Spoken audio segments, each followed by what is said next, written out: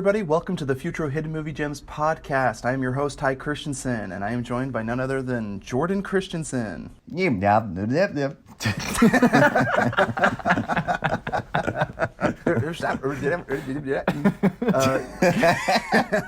And we're also joined by none other than Grant Nickel. No ear, but yay. That's backwards language for hey everyone. And they say we don't put a lot of effort into this podcast. Exactly. Freaking love this, guys. Today, we were reviewing Tenet, a movie that came out just now, 8 months after it was scheduled to, or I don't know how many months after, a few months after. It felt like forever. Too long. We are reviewing Tenet. Came out in 2020, directed by Christopher Nolan. It stars John David Washington, my boy, Robert Pattinson, my boy, Elizabeth Debicki. I can't read that name. And Kenneth Branagh. Oh my gosh, Kenneth Branagh. We're going to talk about him. Clemence Poise, Fiona Dourif, and Michael Caine. And Himesh Patel. Can't forget to mention him. And Andrew Howard. So many good people. We are going to be discussing this movie in depth. So right up ahead, guys. I don't know how we talk about this movie without spoilers. If you have not seen Tenet yet in a theater or in a post-apocalyptic prison somewhere, just wait to listen to this review after you've seen the movie, because we're going to be spoiling it very heavily here. Without further ado, what was it like watching this movie the first time, and what was it like seeing it for the first time? We just saw it. It's just now in theaters. I didn't get a chance to see it twice, even though I totally would have. Let's start with you, Jordan. We got the early bird release tickets or whatever on Fandango. Ty's like, it doesn't come out till Friday. And I'm like, oh, you can get early tickets on Monday. And he's like, no, I don't believe you. And then I'm like, yes, you can. Anyways, we had a long debate. Finally got those tickets. We got to see them early, or just, be the very first people to see it when it came out. Totally worth it. Well, besides maybe the people that work at a theater, because when I was working at a theater, I got to see movies like sometimes a week before it comes out. Anyways, this movie was amazing. And I'm actually super glad I got to talk to both Grant and Ty a little bit before the podcast, because I was stressing out a little bit. I'm like, I went in with such high expectations and I was nervous that I wasn't going to enjoy it. And so when I walked out, I was like, I didn't understand anything. And so I was like stressed. Both Ty, Cameron, and Grant were all three like, we loved it. It was the most amazing thing ever. And I was like, oh, well, is something wrong with me? Because I didn't understand anything that happened. But I'm so glad they kind of went over it with me. We read some different people kind of interpreting things. And now I feel much more confident and much more happy about my experience. Because obviously there's moments that I absolutely loved in the theater. It was such a good experience being back in the theater, because Christopher Nolan is the type of director that makes movies specifically for the theater, not to be watched on your phone. Hey, Jordan, don't be stressing too much. Don't try to understand it. Feel it. That's the whole modicum of this movie. It's like very important message, because I, just like you, Jordan, went in and I was like, wait, I missed a line. What did he say? I can't rewind. I was done. Especially because there's so much exposition. I was like, I don't understand what they're saying, especially when they're on that boat and he's got the little tiny mic and it's like really loud, and I'm like, I can't hear anything. Oh, I didn't hear a single word from that scene. The wind and the waves, yeah, you can't hear anything. You think with all the people they have running this movie, probably enough to power a small city. They can't even get some sound mixer to come in and be like, well, do you think the audio's a little hard to hear? What?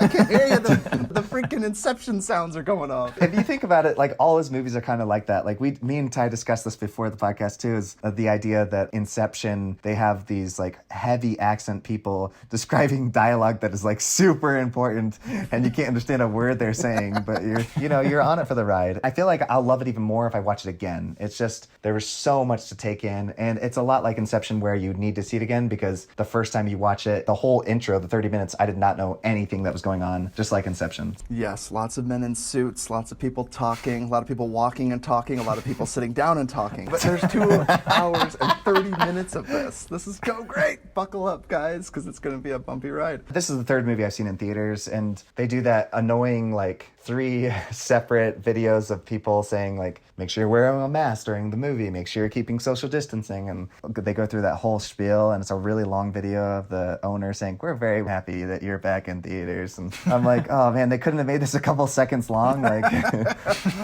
we are so grateful to have you back here. Please, we need your money. We're going out of business.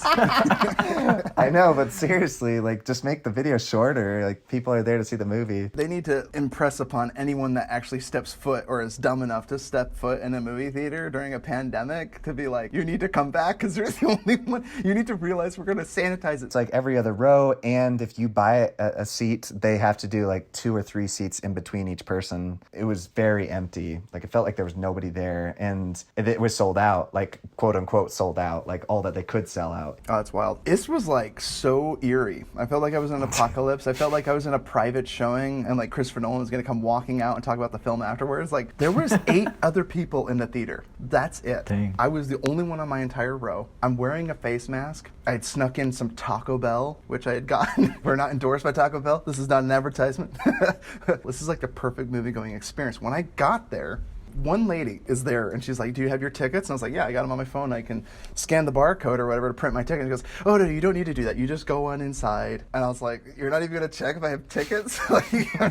Okay. So I literally walk in. It's like the mega theater with the giant speakers, the giant screen, ultra, everything. And I just couldn't believe it. I'm wearing a face mask, and masks are everywhere in this movie. For some reason, it felt like a 4D experience. I felt like the first time I dressed up as the movie characters that I went to go see. Because, mind you, I never dress up. Maybe I should. Maybe it would enhance my experience. Even in the Harry Potter? Oh, I remember that person that had a bunch of whittled Harry Potter wands? Yeah, we bought some of those wands. But a wooden stick from somebody for like $20. Well, I wore a Batman mask to The Dark Knight Rises. And one of the guys in my group, he shaved his head and wore a Bane mask. Real quick, did that enhance your experience at all? I mean, yeah, because it was opening night and a ton of people were dressed up. People were geeking out. Okay, but the people you see it with does make an impact. But does dressing up ever enhance? It was more fun to see other people dressed up. And when I was wearing the mask, I took it off pretty quick. It was just for a photo because it kind of hurt. Mask like dig into your face. I can't breathe in this thing. I am vengeance. And I have asthma. Poor Jordan. Wouldn't that be great to hear Batman saying that? Where are the other drugs going? If anyone's seen that College Humor video, you know what I'm talking about. I felt like that 4D movie. You know when you go to like Disney World or Orlando, or like you go to Disneyland, or maybe it's Universal, but you like go into that movie, Honey, I Shrunk the Kids. And they like spray stuff at you and like blow wind, yeah. Yeah, they spray stuff at you. Some creature sneezes and you get water sprayed on you. That's what it felt like when I was wearing the mask. I was like, I am in the protagonist's shoes right now. Like I am actually like breathing through my face mask, and I was just like, felt like so much panic. This movie nearly gave me an aneurysm. I was at the edge of my seat the entire film. Warner Brothers logo came up, and I was like, oh, and then the Send Copy logo came up, and I'm like, oh, my boy, Christopher Nolan. There's a lot of masks in this movie. I don't know if Christopher Nolan anticipated that, you know, maybe he went into the future and then came back and then realized everyone's gonna be wearing masks when this movie comes out. So flipping good. Oh my word. Everybody, forget COVID. Go get COVID and go watch this movie.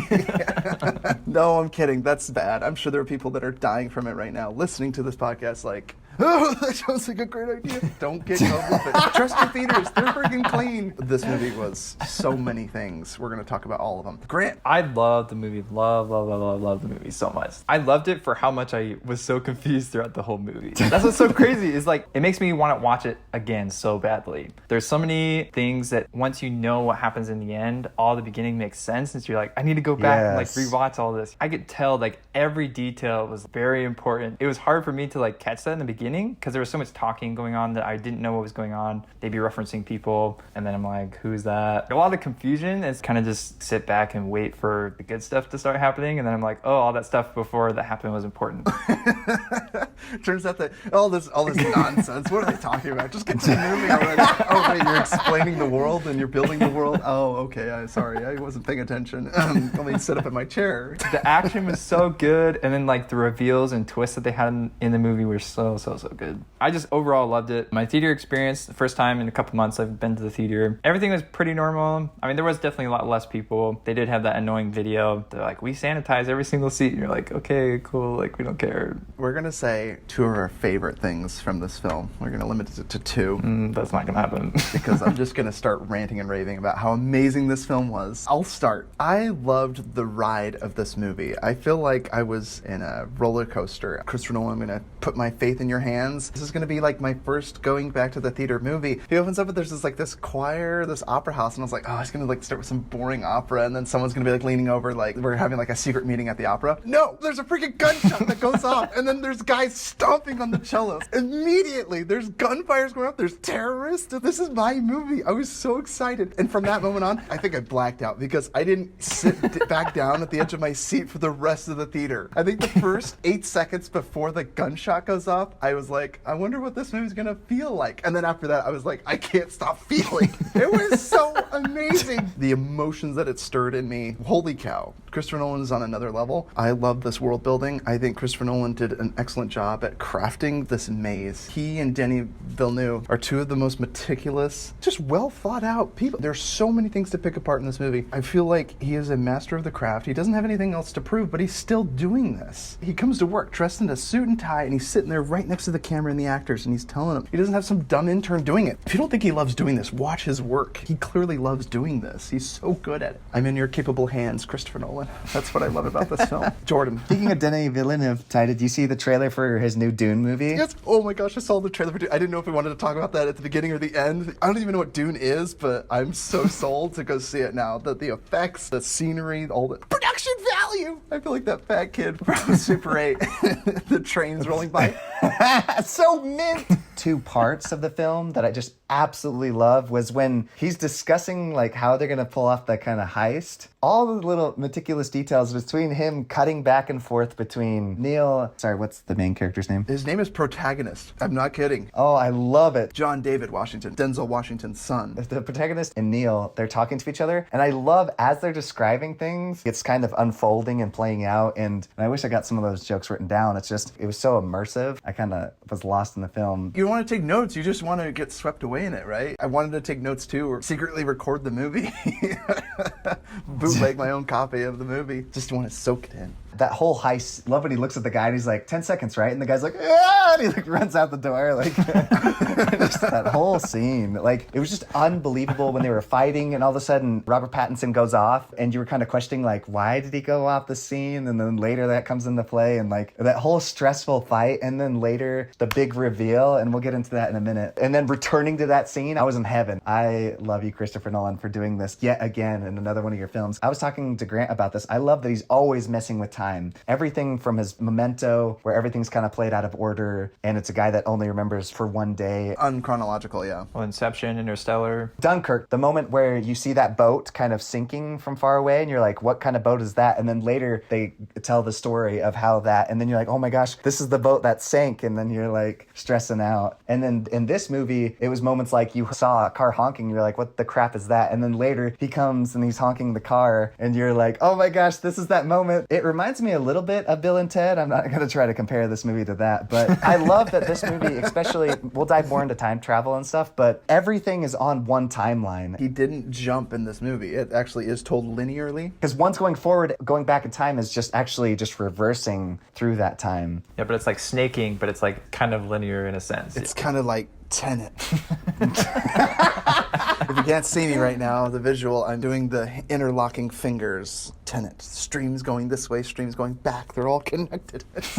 I do remember loving the villain. I thought he was so good. Kenneth Branagh. He's like, if I can't have you, no one can. That gave me freaking chills. His eyes. How about when he hits his wife and he goes, yay!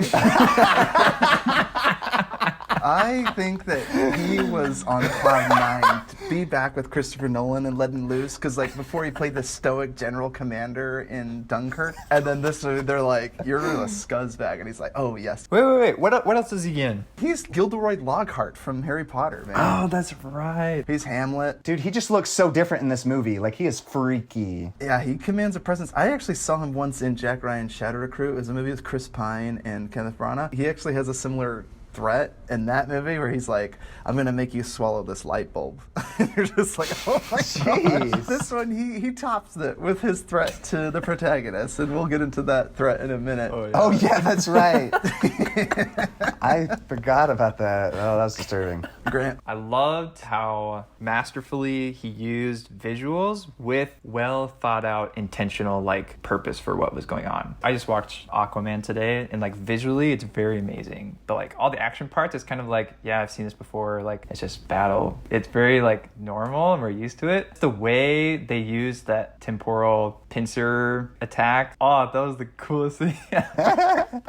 It takes so much intentional, like the director, just how they plan everything just has to be very on point. And they did such a good job of like switching between the two and then making red and blue teams so it was easier for the audience to understand, like, okay, like they're the ones in reverse, they're the ones in forward. Like, mind you, that's not just for the audience. That's probably for those mind-melding soldiers. For They're sure. like, what if I run into my actual self from the past? Or if I see him lying on the ground dead there, I'd be like, oh, I die on this mission? I'm getting out of here. I'm not staying behind. I love the visuals, but it was like intentional. Like, perfect example was that building. First they showed the reverse, how it explodes because they shoot a RPG at it, and then they show the forward and it implodes back on itself, and they shoot the top and it explodes. Oh, it's so freaking good.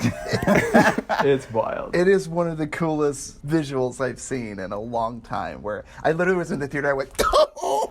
Like, that's what I did. I don't know if that made sense. I can't believe I just saw that. Like, it was so cool. Or how about that guy that was like in that building and he was trying to get out before it started to close in on him? and then it like comes in on him. Sucked in and him. That was yeah. so freaky. Well, I know, getting buried alive or stuck inside actual concrete. Cement, yeah, that'd be horrible. Maybe you just got crushed. Who knows, right? It's like, I didn't want to see it. The soundtrack, you could definitely argue it at times, like it was overpowering over like the dialogue and stuff, so it was hard to hear. But at the same time too, like I loved that opening scene. I just got chills when like the orchestra was just like building up. They were getting ready for the orchestra thing or whatever. And then it just instantly goes to gunshots like you were saying. It was such a good opening. I don't know how it was for you guys, but the end credits, the bass was insane. The theater was literally shaking. Oh yeah. As soon as the movie ended, I'm like, oh my God. We actually sat in the back, and I had the speaker over my head. I was shaking in my seat, and I was just like, take me for this ride. Deafen me, please. It was so good. Those are probably my top two things, but I definitely have a lot of other small things I loved. Yes. Two of your least favorite things. I mean, we've kind of already mentioned it. Just so much exposition. It was really hard to hear sometimes. There were so many moments I'm like, I can't follow anything that's being said. But I was okay with it because it was so enjoyable when he gave exposition. And I felt like every time he's like, all right, new scene of exposition, let's shoot it on top of this beautiful mountain,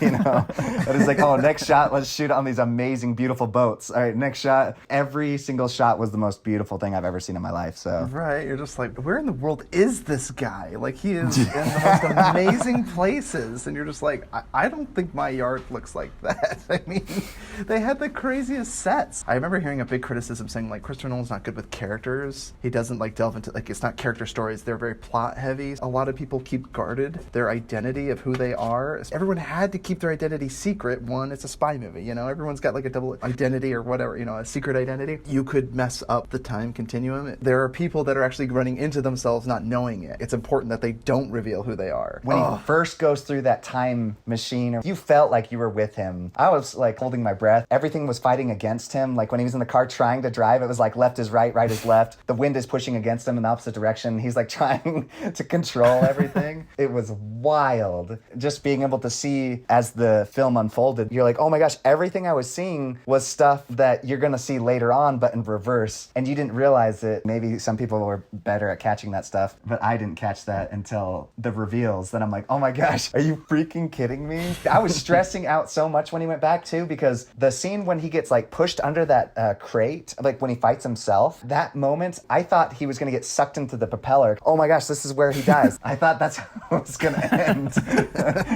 I was stressing out. But that's actually where he gets introduced to fight. Because he gets pushed in reverse, so he didn't get sucked out. He got pushed through. It's unreal. It changes the meaning. They did show the propeller kind of going crazy. I thought it was like that Lost situation where he sucked in it. It starts unraveling and I start freaking out. Like I couldn't believe what I was seeing. He was told not to touch himself. And then he ends up fighting himself. You're like, wait. He was like fully covered. He had like a gas mask and everything. I actually prefer this because this is one of those few fight scenes that I think you're going to be talking about a long time. The choreographed fight scene that they did was so much fun to watch. It's insane. I mean, it reminds me back of the days of like Jackie Chan where there's even humor to be added, but there's still very high stakes because you're afraid of what's going to happen. You actually have seen this play out before. I was just so on the edge of my seat. I can't even explain. I just didn't understand why he started all of a sudden bleeding before he gets stabbed. If it's happening in reverse, all of a sudden when he pulls it out, it's like all better. Just out of the blue, just started bleeding. Why wasn't it there all along? He's he's right there with Robert Pattinson, and they're like trying to patch him up, and he goes, "Oh, you're starting to bleed," and he's like, "What?" And then Yeah, because he stabs himself. and is it because that he's living in reverse that he already had the effects of the stab wound? It's just so weird because he's gonna get stabbed, but in reversed, and so he didn't have the stab wound.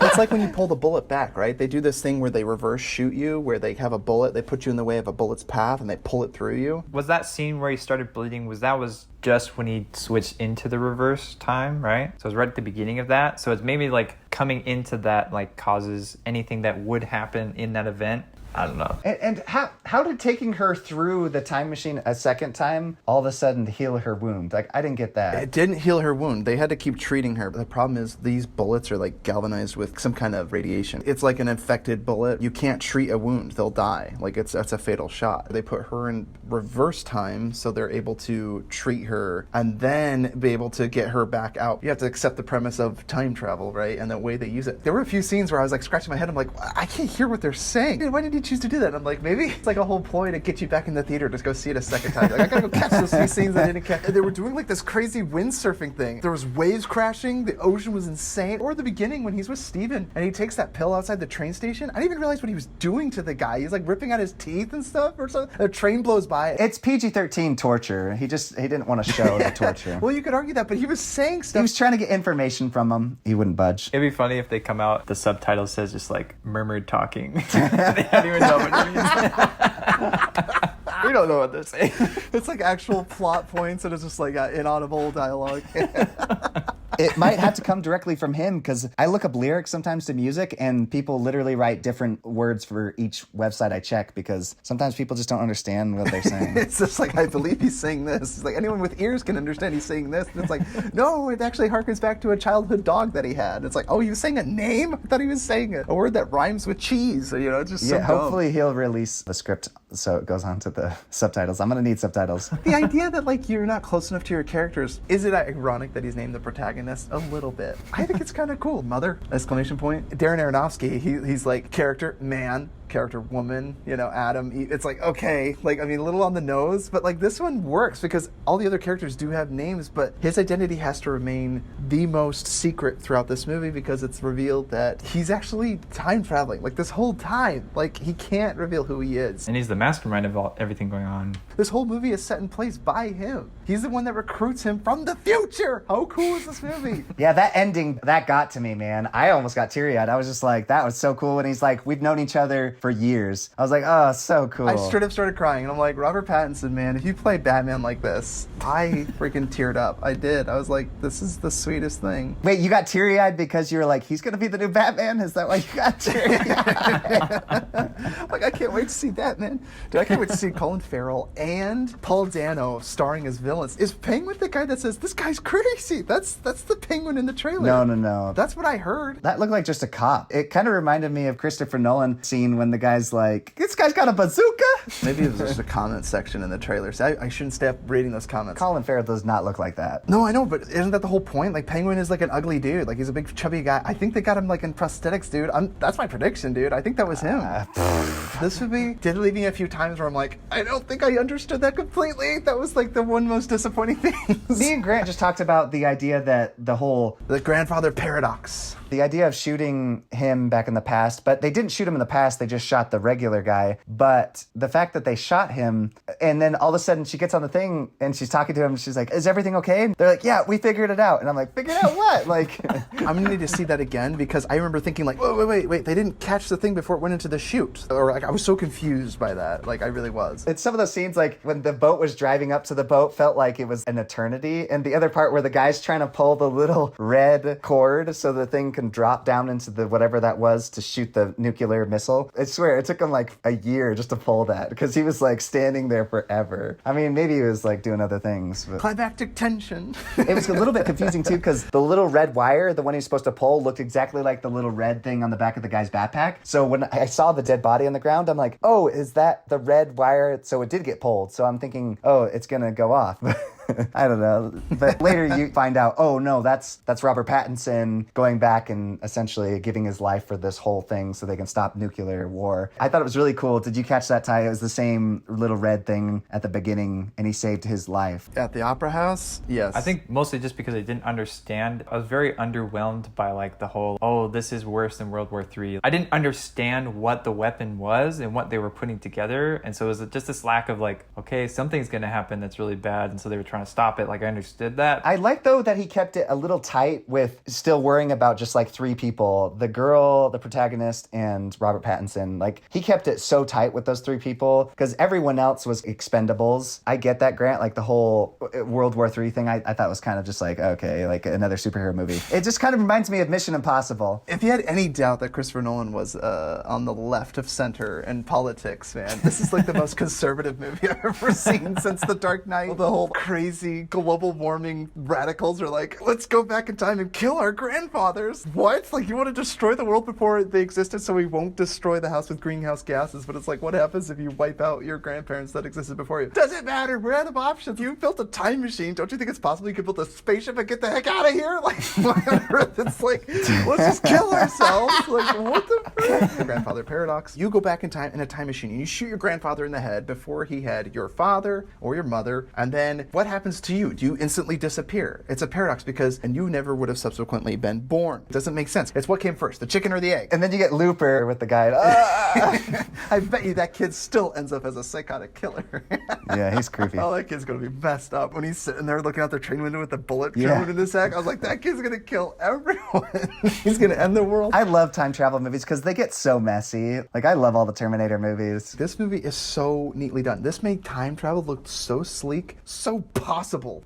I know that sounds silly that I'm saying this. It was like confined to the idea that there was a radiation chemical for objects that you could like convert. Yeah, it's just not just magical force. It's not like, oh, I just press my watch and then I'll rewind time. You have to get into this big ass machine, go back in time, and live every second of the day going backwards. And it's like, you don't have unlimited do-overs. If you could get killed. When the cars flipped over, it was just about to explode, and all of a sudden everything turned to ice. You see, like, you went to hypothermia. Everything is backwards in the reverse. So every time you go back in time, you have to bring oxygen with you, for example. You are not breathing in air. You're actually breathing in CO2. You would die. Oh, so his tank exploded? Wait, what? His head exploded. No. Fire doesn't burn you, it actually freezes you, right? So essentially he got cryogenically frozen, I guess. That's like my theory. Because he wakes up in an astronaut blanket. I'm guessing they nursed him back to health. It's like Walt Disney. They got him on the ice, and then they brought him back.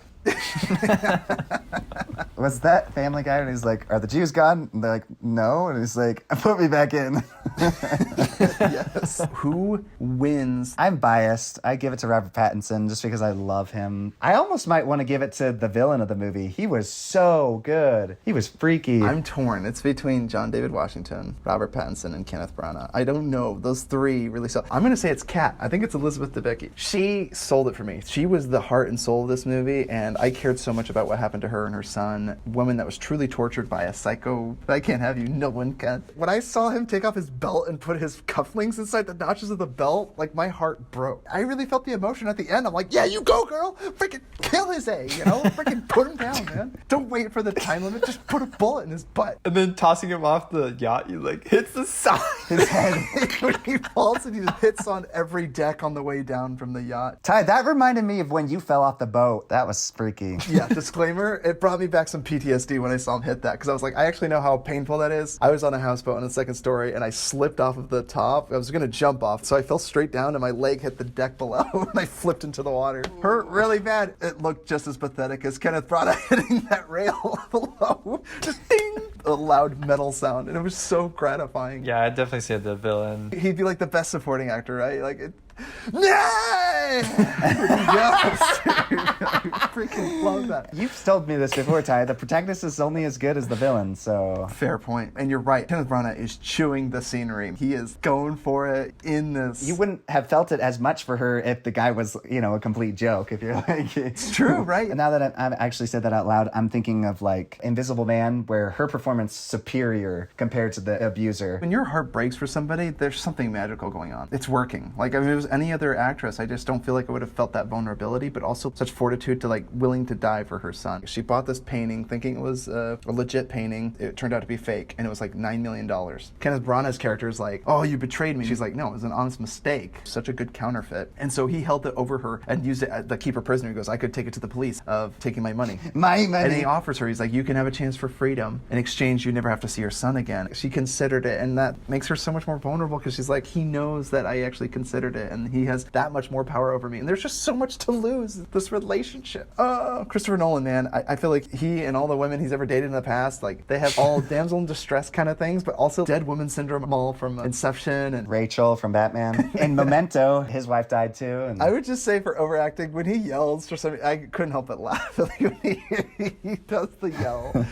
Bah! He yells at her. I freaking laughed. I did. But it was so good. Yeah, we might have to change it to overacting, not to bad. No, everybody was amazing in this movie. How about that snooty waiter that was at the restaurant for Michael Caine? He's like, you mean sir, Ian McLaglen? Yeah, whatever. like, that guy was so annoying. He's like, I'll take that to go. And he's like, absolutely not. What Yeah, like, who was that guy? I was like, what the heck? But he was great. See, I only dislike him because he was rude to our characters. Quotes. You don't need to try to understand it. Just feel it. That's the point of a movie, is to entertain you. And in the end, one, the science to me holds up. It's coming from the future. We don't have the technology to develop this. Kind of like a Terminator kind of thing. The music, everything about it just gets you. The music twice bothered me for some reason. When he was on the ladder of the fire truck, for some reason, the sound, like right as he's getting up on the freeway, kind of annoyed me. But it was well done because it was like kind of like sounding like it was played backwards. But for some reason, it kind of took me out of the movie for a second. I was like, I wonder who made the score and what did they do to achieve that sound. Usually I like to be immersed in the movie and not notice. Oh, interesting how the tables have turned. Now you're the one complaining about that, and I said that in Zodiac. Whatever, man. I love the music. I thought it was great. I was wondering who conducted it because it didn't sound like Hans Zimmer. It wasn't Hans Zimmer, no. I think, Jordan, you were referring to the banter between Robert Pattinson and Neil. I love when he's just like, you want to crash a plane? He goes, well, not from the air. Don't be so dramatic. Well, how big a plane? He's like, that part is a little bit dramatic. Like, it's so cool. It's like this giant freaking Air Force One giant tanker of a plane, and it smashes into the side of that building. Yeah, and Christopher Nolan used real plane to crash into that because he did the same thing in Dark Knight. He actually flipped a semi, with the Joker, ripped apart that one plane and had it floating in the sky with the Dark Knight Rises and Bane. Dropped a real plane into the sky. It's so crazy. They built a real room that rotated in Inception. He uses all these practical effects that are so radical to look at. And so seeing that plane, that's why that was one of my favorite scenes, because I was just like, this is so visually stimulating because it's all real. Visually stimulating. Which is why, like, that whole car thing, like all the cars going backwards, I'm like, oh my gosh, this is so visually cool. That's why there's a lot of things I have mad respect for in the Fast and Furious, because they do have cars and they do flip them through the air. Obviously, a lot of it's like over the top. There's something so much more powerful than just doing a bunch of CGI cars blowing up in the background. So the scene where Neil and the protagonist, he asks him, like, as they're looking at the bullet holes in the glass on either side of the time machine, they don't know it's the time machine yet. Neil, he's from the future, he does know what it is. But when he asks him, he goes, what the happened here? And he's like, it hasn't happened yet. The protagonist is starting to catch on because he knows about this reversing. And then all of a sudden, boom, this freaking masked psychopath comes out of the machine. And he's like, I'm gonna kill you. And you're like, who the freak is this guy? Oh, it's myself. Holy crap. Victor, at the beginning, just like, welcome to the afterlife. All I have for you is one word, Tenet. It'll open the right doors and some of the wrong ones too. To me, it's as iconic, your mission, should you choose to accept it. Yeah, it does remind me a lot of Mission Impossible. Yes, like it has the whole heist feel to it, but also like a really cool sci-fi element. I'm like, dude, this movie is like as original as it comes. Kudos to Christopher Nolan. Like, what other movie is this like? I would say anything else that Christopher Nolan has directed. Bill and Ted. And Bill and Ted. Neil, again, says, see you in the beginning. Great line. Again, these are great lines. See you in the beginning. I love it. When you said Neil, the way you said it just reminds me of... Neil? Needles? Yeah, not Back to the Future 2. No, the Dead Poet Society, and then his son just died, and he's like, Neil! Oh my gosh. Speaking of Robert Pattinson, when he dies in Harry Potter 4, and the dad goes over and goes, my boy, and he goes, I don't know why it makes you laugh. He does like the side cry. I don't know Wait, why. I just do it one more time when he kicked her. Like, please. Hey! you get into it because he is despicable, and that's why I laughed. Oh, I got tears in my eyes. When he's at his house and he's just like, this is where worlds collide, how would you like to die? And he goes, old. And then he's like, you chose the wrong profession. And he goes, I'm going to have my men take you out there. We're going to slit your throat, not horizontally, vertically. And then I'm going to cut off your and then stuff your in your throat. I'd like to see men choke on their when they die. It's like, holy crap. What?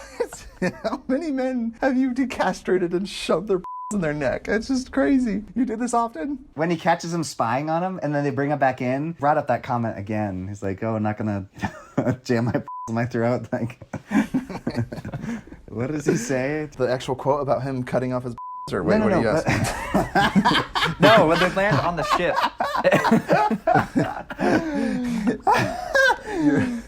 I was so confused about what you were asking. It was when they were getting the bars with all the radiation on it. They just landed the helicopter on their ship and he was spying and they brought him out. Remember? And he's like, oh, so you're not going to do that to me? And he's like, not today or something. He tells him not something. Enough time. Yeah, not enough time, I think it was. Not enough time. Which is funny because Christopher Nolan does this a lot in his films. He'll do something early on and then later that'll come into play again. Like, actually throughout this entire film, everything. That's why I want to watch it again. Yes. Okay, talk about callbacks. This movie is a one giant callback. And I freaking love that because you know what's great about movies is like when you call back something that was significant or seemed insignificant, but then you watch it again and you see it in a new light. This whole effing movie is a callback. Every single scene from the very first reverse bullet fired from Robert Pattinson's character in the opera house is a callback, and you find out later in the movie. It's just like, oh my word. Yeah, it's kind of like he's his guardian angel and he always has been. I love that. That's so cool. But okay, I'm gonna blow your mind right now, Jordan.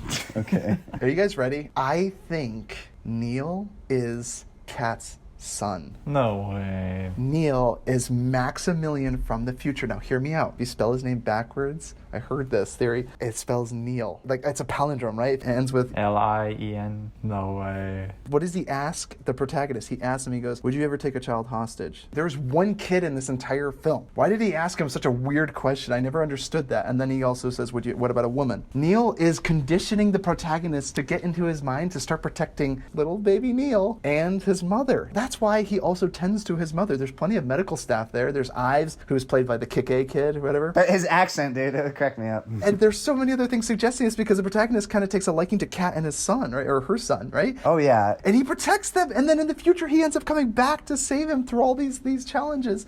At the very end, he sacrifices his life to stop this and put it on an infinite loop. And at the very end, he goes so fond of him. And he's like, Neil, is there some way we can like change the events of the past? Don't worry about it. And that's like one of the best lines. This reminds me back of something as epic as Casablanca. I know, and maybe people are like, oh, I'm overpraising this movie. At the very end, he's like, this is the beginning of a wonderful relationship. I'll see you at the beginning. It's such a great line. It harkens back to like Casablanca when he's just like, this is the beginning of a wonderful friendship. It's like such a perfect wrap up of this movie. I can't even. That's pretty crazy though. One of the greatest lines, you're not shooting the bullet, you're catching it. Whoa.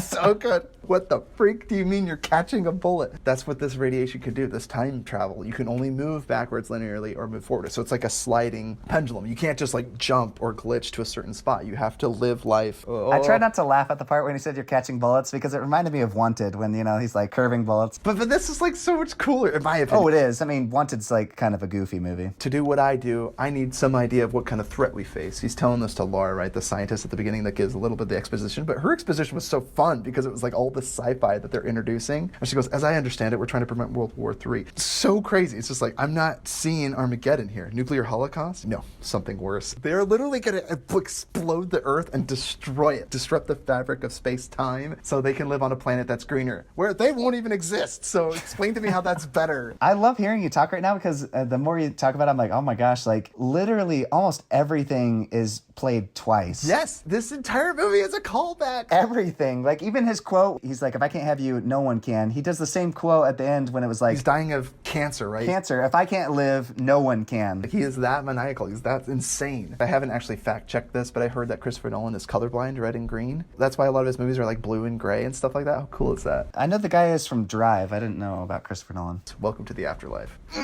Your mission, should you choose to accept it, right? Like when he takes the pill and you think he's dead at the very beginning. I actually thought that was going to be the end of the movie and you were going to see it later. No, and then he like wakes up and he's like, after he took the pill, and I was like, like, oh, like it's all going to be linear from now on. Like I couldn't believe it. Christopher Nolan has the self-control to not tell a movie outside of it's linear, but it's also going backwards. Oh my gosh. He is a master craftsman. Okay, again, real quick, just some of the like fewer detail. Oh, real quick. I just have to respect my main protagonist. When I see him fight those three cronies when he talks to Kat at the restaurant and he just beats the heck out of them. That is one of my favorite parts. Oh, that was amazing. Out of all the mind-melding sci-fi I saw, the only thing that stuck in my head was the fact that that guy got raked across the face with a cheese grater. It was so boom, smashes the plates in his face. It's just like pow, pow, pow, pounding him so fast. Those punches landed so hard. I was like, holy cow, this guy, my boy J.D. Washington, look out. See, Denzel Washington made that deja vu, Jordan. All I could think about is like his son made a better time travel movie. Well done. I am so proud of him. It's like I starred in a time travel movie and he's like, yeah, that's nice, Dad. Have you seen Tenet? Is it actually Denzel Washington's kid? Yeah, it's really his real life son. Oh man, I feel like an idiot. I thought you were like joking. Because you're obsessed with Denzel. That's what's so great about this movie. Oh my gosh, my mind, that just blew my mind. His last name is Washington, Jordan. John David Washington. Oh, I missed that. Did you remember in Housebound when she did the cheese grater on the guy's face? The opening scene just reminded me of the opening of The Dark Knight when they're all robbing that bank and, you know, the Joker and the just cronies keep shooting each other. It's got all the things that you love about his other films and more. When he goes and meets Michael Caine, he mentions something about getting dressed for the nice suit and then, you know, even wearing the nice suit. Kat, she calls him out on the fact that he's not a millionaire like he pretends to be because she's like, you may dress the part, but, you know, you don't have whatever it is. There's so much that you learn about her. Like, she's not a dim-witted person. She's actually very intelligent. And she doesn't have to say, like, I'm a smart girl. Like, it's just like she shows you that she's smart through the dialogue, through the relationship that they build. Has this guy been acting in other things? Like, I just feel like he's come out of nowhere. John David Washington starred in Black Klansman, and I haven't seen that yet. Oh, I haven't seen that yet, dang it. I just bought that, too. That was one of his filming debuts, although he did produce on Book of Eli that was starred his father. I don't know if he was just waiting for the right moment. His dad was smart, you know, not put him in like Jaden Smith and just get completely destroyed by critics. Like, wait till you get out of your awkward phase, like until you learn a few things about the world. Yeah, wait till you're an adult so people don't rip you apart.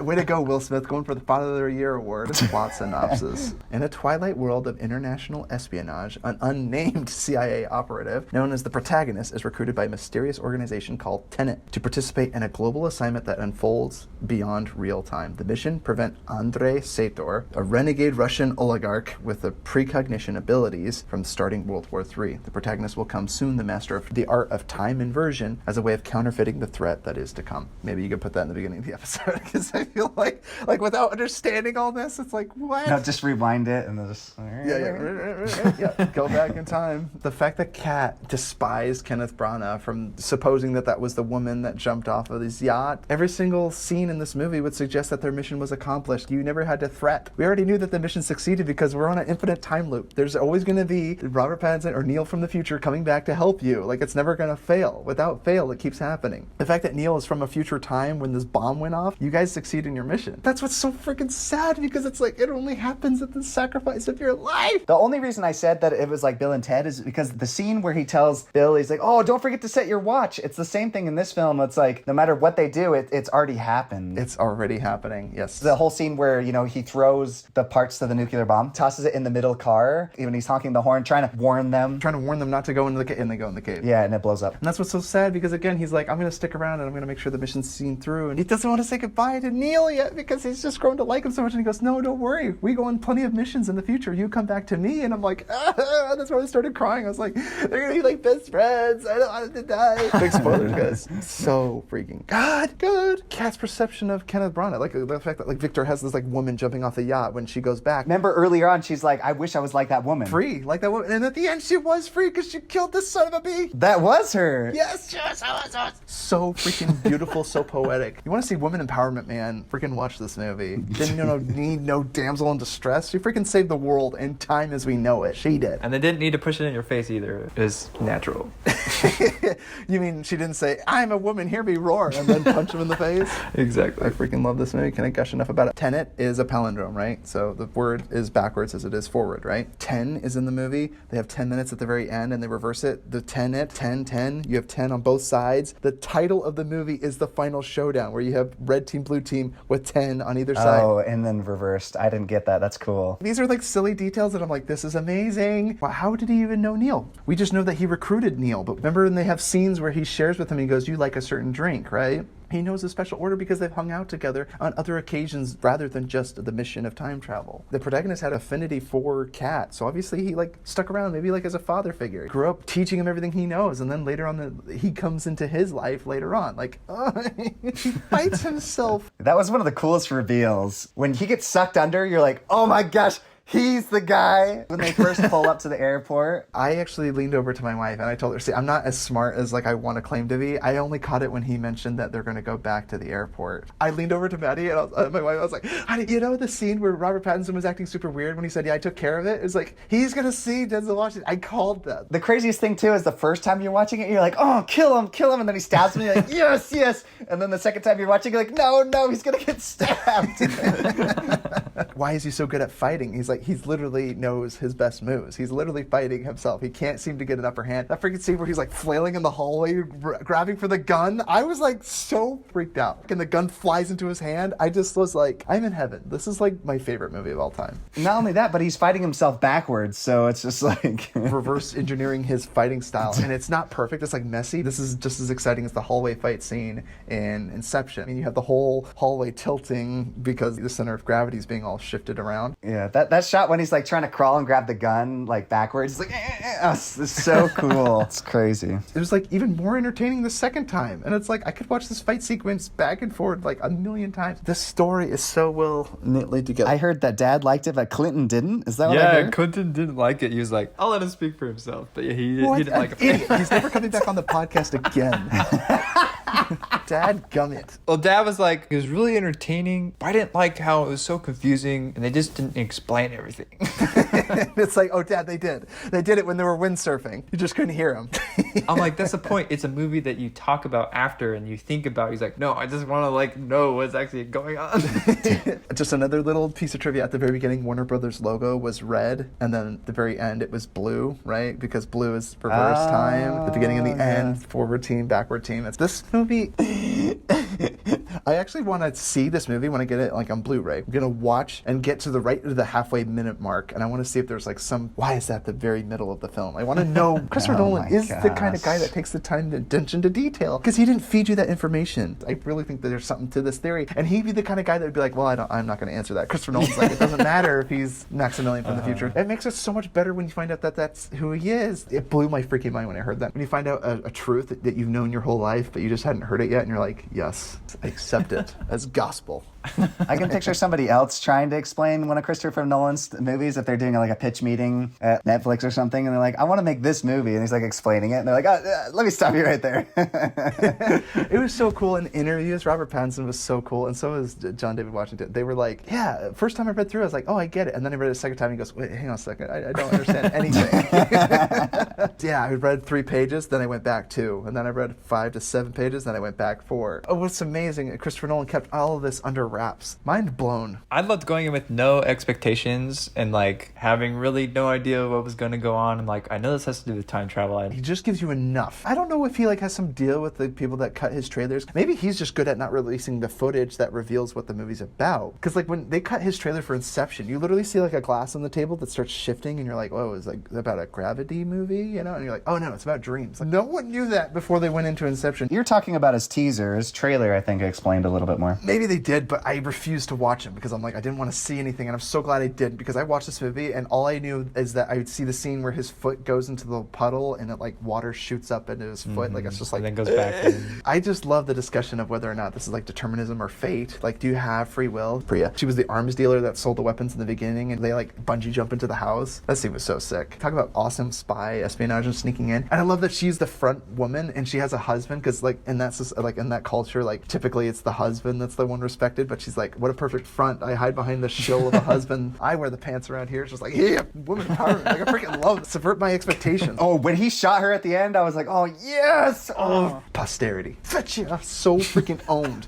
What an awesome word. He goes, if you find yourself in the future, you're facing down something uncertain or you're scared, take out your phone, dial it, just push talk, and say where you are and what time of day. He gets in the car, he shoots the crony that's about to get out and murder Kat from Priya, right? Priya's there to like assassinate her. And all of a sudden he climbs in the back seat, you know, and he's like talking to her and she's like, how do you know? And then you see Kat on the phone. She's like, I am here at this destination and there's a scary looking car here. And She's like, probably it's nothing. they can send messages into the future and he can receive them because in the future they have the technology and it's like he literally thought of everything. I don't think I've liked the movie this much on the podcast yet, and I'm just glad we reviewed it and talked about it for you here. Sorry I spoiled everything, and I'd love to hear your all thoughts. No, dude, I loved it. I have so many thoughts. It's all an infinite time loop. I guess he was there at the Opera House to save him. Is it because he knew that he would fail there? See, that's where I'm not completely certain. Because you're like, thankfully he was there as a Deus Ex Machina in a way, but in the end it's like, well, when you have time machine or time travel, it's like, how did Robert Pattinson know to be there at that time? Because he actually died, and then he's like, oh, go back and make sure you're there at that time. Because in the end, it doesn't save his own life. The predetermined fate where he's going to be lying there, forcing that gate open, he jimmied the lock. Yeah, why couldn't he go back and figure out a way to, I don't know. I think that's part of the tragic nature. When he goes and fights himself in the elevator, and he goes, why didn't you tell me that it was me? And he goes, well, I was worried if I told you, it would mess with the predetermined fate. You might have acted differently. And so in the end, when he's like calling out to him, he's like, I don't want you to die, but he can't tell him he's about to die. Well, it's like Back to the Future when he says, don't tell him, and he tells him anyways. Yeah, Doc refuses to know anything about his future. Doc, and he rips up the letter. But then he put it back together, and then he's just like, Doc, what about the space-time continuum? He goes, well, I figured, what the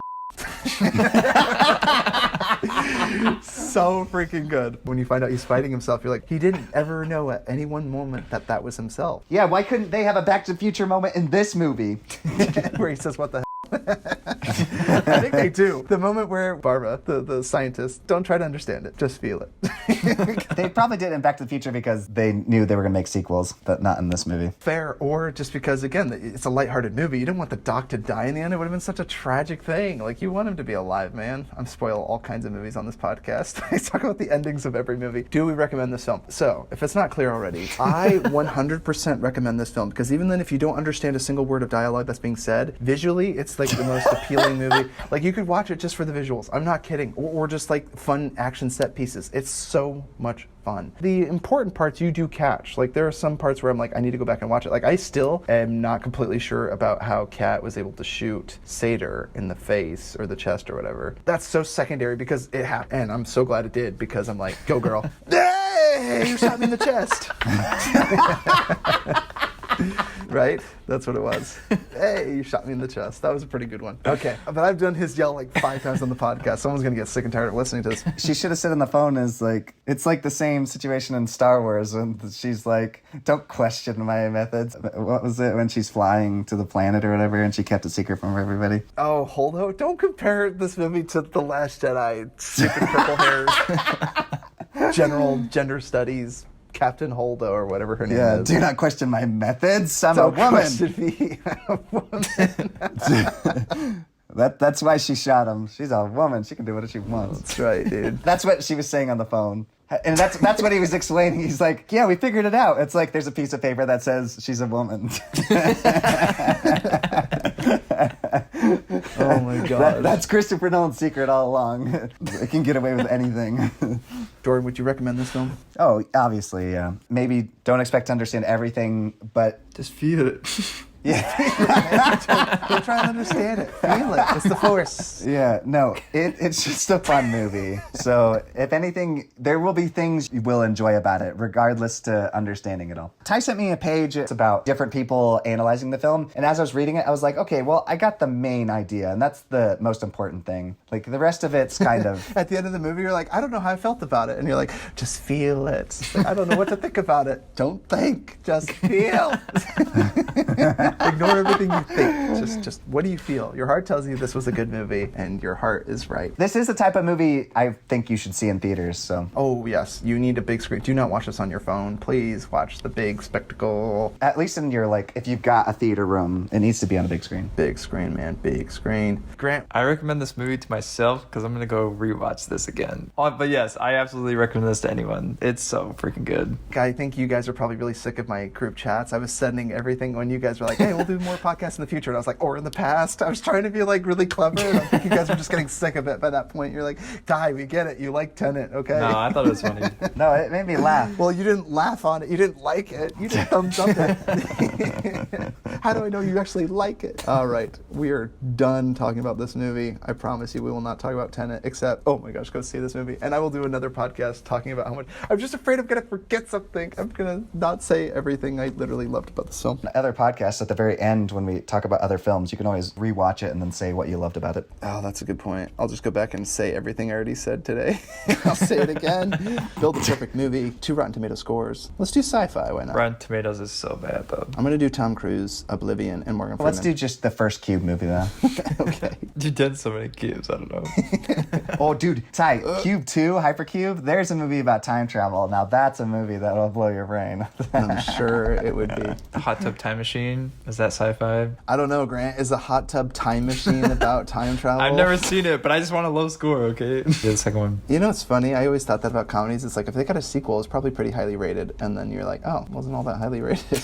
Grant, you did Hot Tub Time Machine 2, 13%. Jordan, you did Cube, 63%. I did Oblivion, 53%. Ty, and you said on the other podcast, you said Sigourney Weaver is only in 3 Alien movies. She's in 4, so... Wait, really? Aliens, Alien 3, and Alien Resurrection. I don't know Resurrection. What is that one? It's not great. Well, I heard that Alien 3 wasn't that great either. And doesn't she get an alien that burst through her chest? Alien 3 was directed by David Fincher, which actually I really like. I'm gonna say Super 8. Production value! Oh, I love that kid. I relate most to him. I remember you saying mint a lot after that movie. Alien Resurrection was directed by the same guy that did Amelie. You're still talking. I'm teasing. All right, you know what? I'm gonna slap you. I'll slap you. Alien Resurrection is my choice, nerd. Oh, it does have Sigourney Weaver and a Winona Ryder. I want to see this movie now. Did you say Sigourney Weaver? No, I said Sigourney Weaver. Resultado. my autocorrect. Resurrection. Jordan, you did Cube, 63. Alien Resurrection, 55%. I'm sorry, you bust. Dang, I should have done Alien 3. Oh, I knew You're it. an idiot. You busted. I did Oblivion, 53%, and I think the 3rd series of Divergent. Insurgent.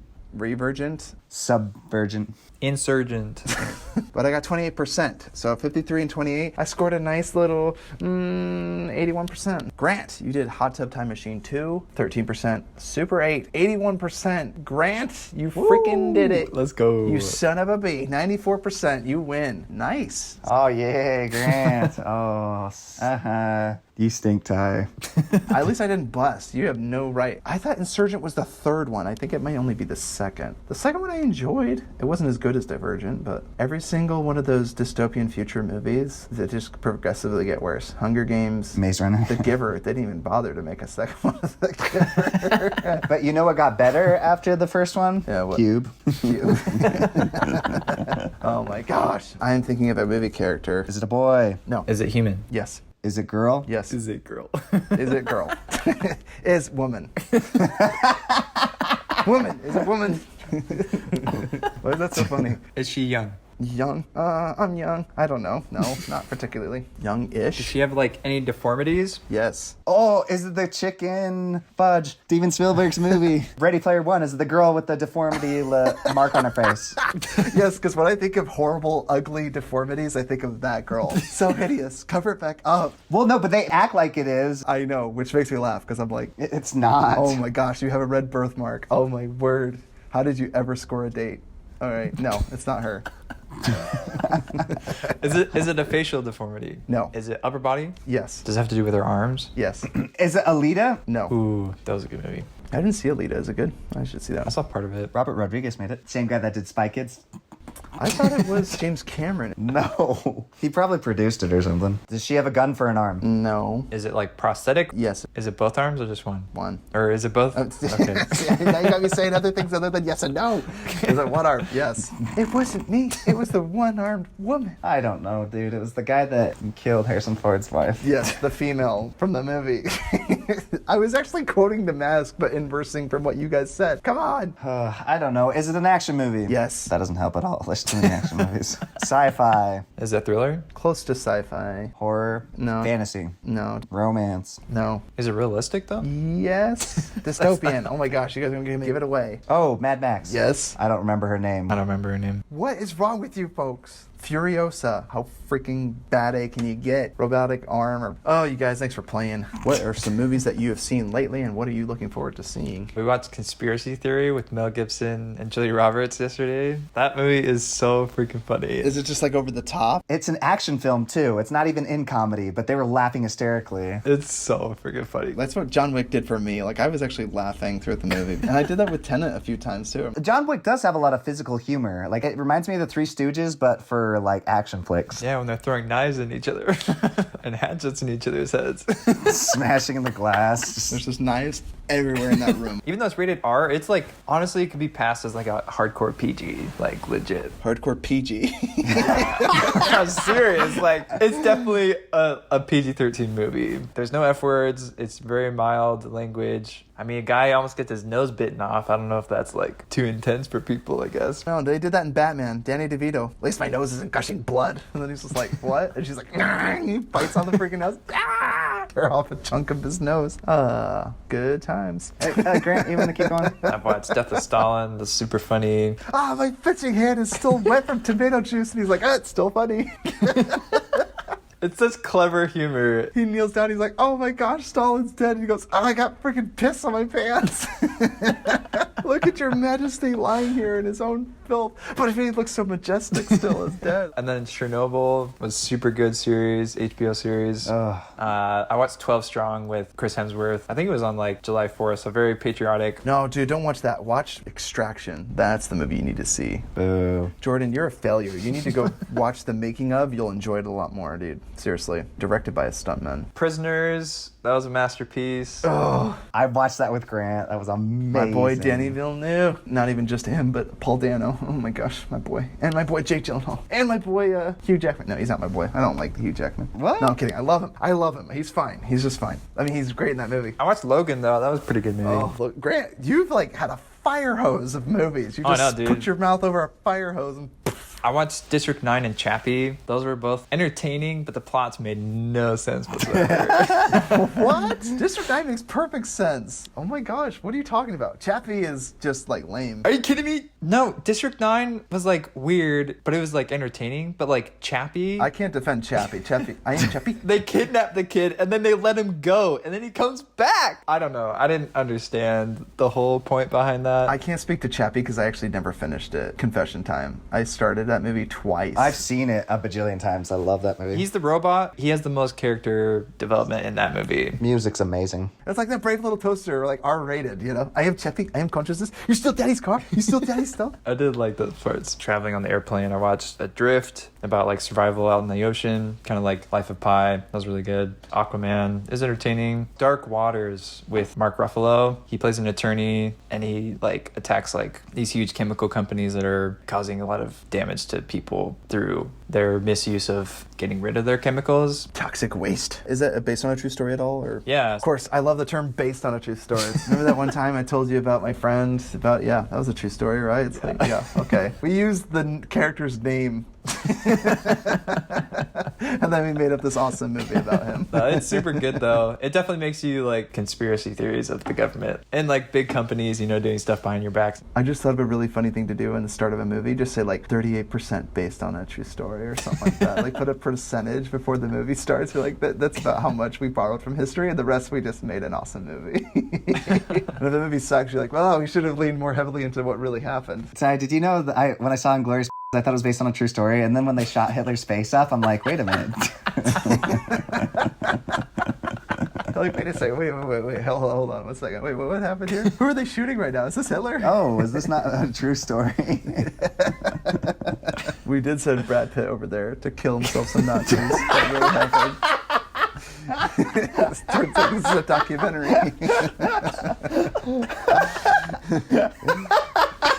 Buongiorno. That'd be hilarious in the future if they're teaching that in schools, like based on the documentary series by Quentin Tarantino.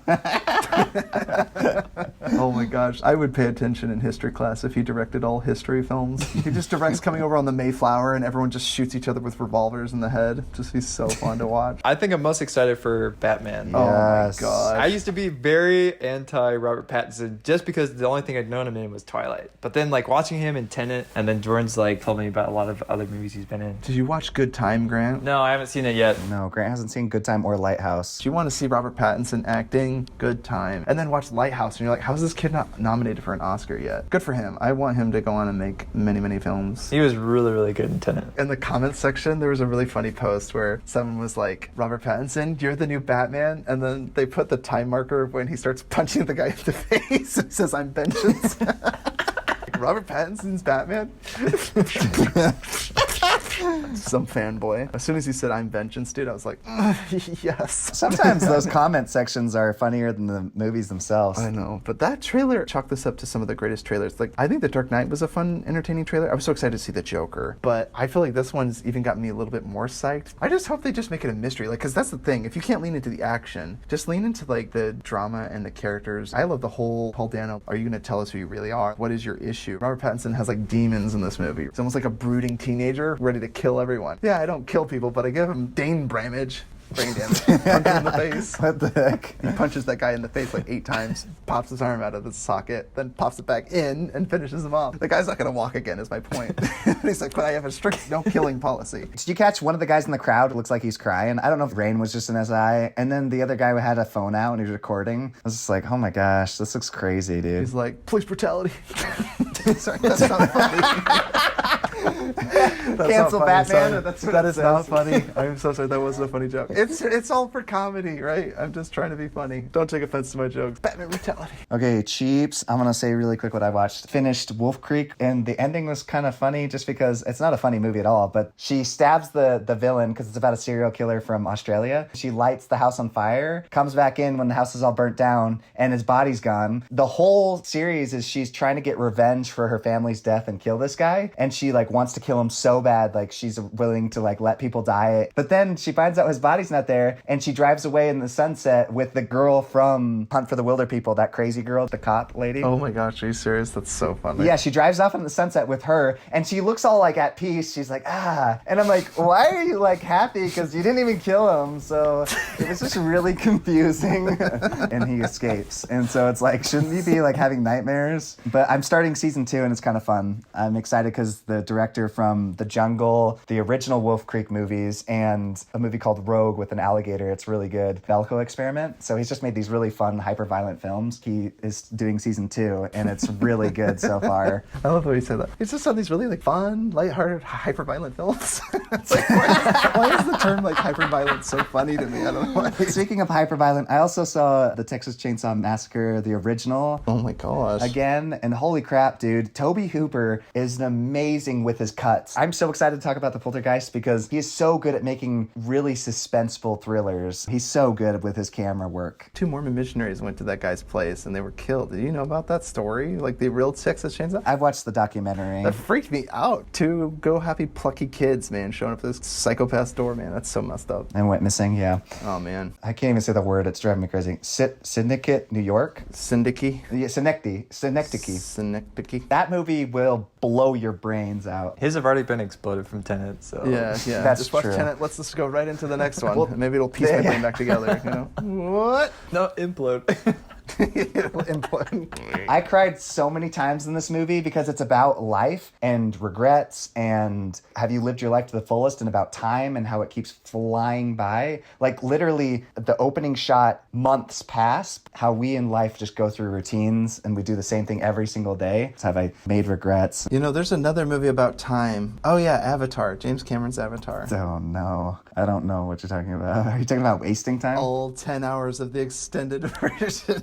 Because after you watch the movie, you like come out of a coma and you have a beard and your kids are all grown and moved out of the house. That's my one jab for list. You know, James Cameron said in an interview that he would never need to make another movie that didn't take place in Avatar world. I don't even know what to make of that statement. Let that soak in. Oh, I know. That's depressing, especially when you're a movie fanatic and you make amazing films. It's like, why would you stay in that dumb world? Jake Sully. Oh, wait, real quick. I'm going to do my best impression. What's that? Oh yeah, that was good. That was the lady screaming because their tree was being cut down. The spirit of Awa gets blown out of the water by Papa Dragon. I'm not joking. That's literally his code name is Papa Dragon. Fires missiles at a tree. What are they crying about? It's just a bunch of gosh dang trees.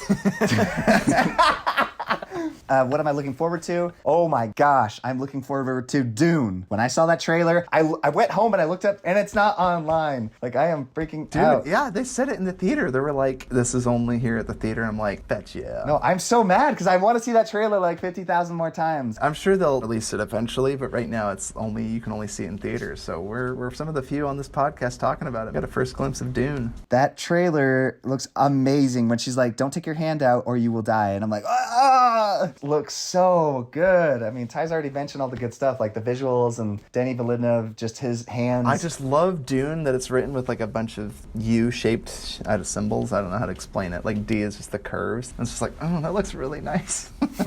Every single one of his movies are home run hits. Like, how do you do that? You look on his Rotten Tomatoes and everything is high. I'm just so afraid, like, any movie, he's just going to be like, oh, I don't know how to be creative anymore. Like, M. Night Shyamalan. Like, what if he loses his ability to make movies? Like, Christopher Nolan, what if he, like, one day was just like, I got nothing left. I'm a sellout. I don't have any more ideas. He's like, what if I made a movie about going back in time and telling myself how to make Tenet? That's kind of like adaptation, but before you watch that, watch Being John Malkovich. I saw Tenet. It was a really good movie. I don't know if you guys have seen this. It's in theaters right now.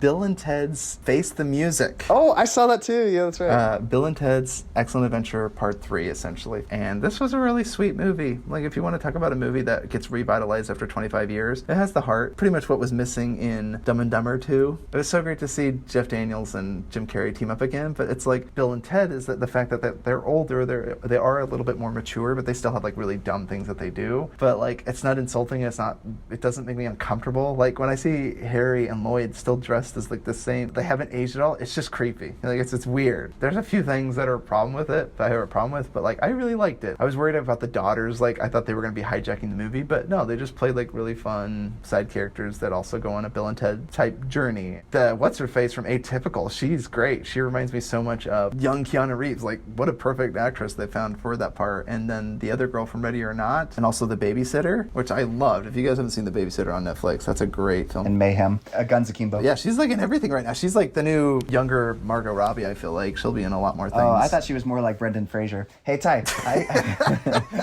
What?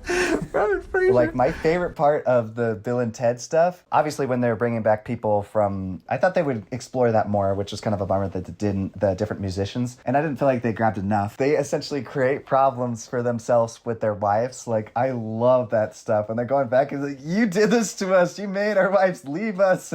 Yes, I love that. I love that the future versions of themselves are like washed up and sellouts. And when he like removes that brace on his stomach and he's like all fat. Fat Keanu? So funny? Yes. I think Alex Winters actually carried the movie, because for me, I enjoyed Keanu Reeves' character in the first two movies, but I feel bad for Keanu. He's just matured. He's not that guy anymore, you know? Like, Alex was hilarious in this movie, dude. Even his hair piece, like when he takes off that wig.